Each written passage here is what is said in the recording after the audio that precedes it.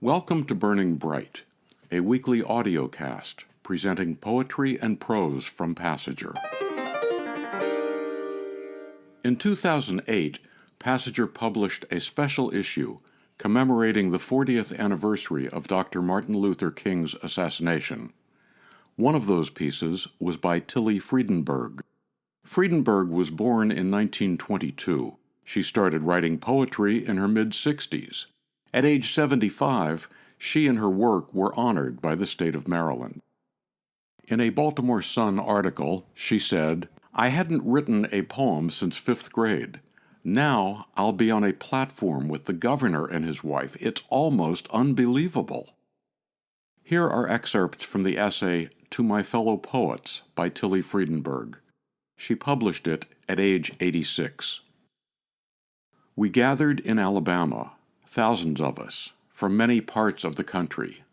Housewives, familiar Hollywood and Broadway figures, students, poets, academics, religious leaders of all denominations, trade unionists, united in our mutual outrage at what we had been seeing on TV, a small group of black people being prodded with electric cattle prods by local police because they were demonstrating peaceably their determination to register to vote. They were knocked to the ground by heavy streams of water and set upon by attack dogs.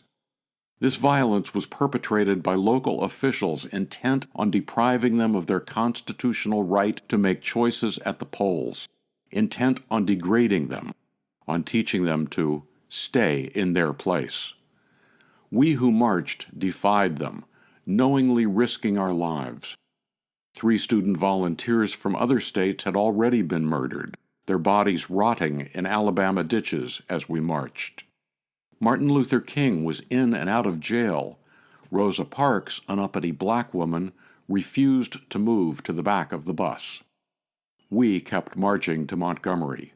We sang songs of eventual victory, joined hands with strangers to our left and right, empowered by the knowledge of the many who live their lives acting on the belief that the right to live, and to live decently, is an inherent human right.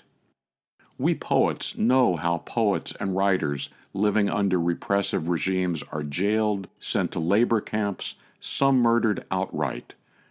They are perceived as threats by abusive governments, and understandably so. Who looks to poets in our own country? How many of us who write poetry attempt to give voice to the seemingly overwhelming concerns we all have? How many of us try with our writings to question, to protest, to express our abhorrence over barbarities that bloodied the century which has just ended, and that continue to bloody this new one? Dr. King's dream was becoming reality. Just part of his dream so far, of course. It's a long, hard trek to the top of his mountain. I'm not up to mountain climbing these days, but I can write. Excerpts from the essay To My Fellow Poets by Tilly Friedenberg from Passager's 2008 special issue commemorating the 40th anniversary of the assassination of Dr. Martin Luther King. She's writing about the 1960s, but she could also be writing about today.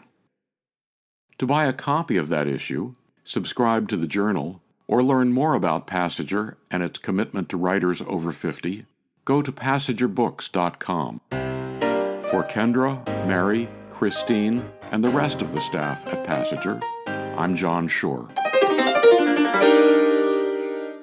This audiocast was made possible in part by a grant from the Maryland State Arts Council.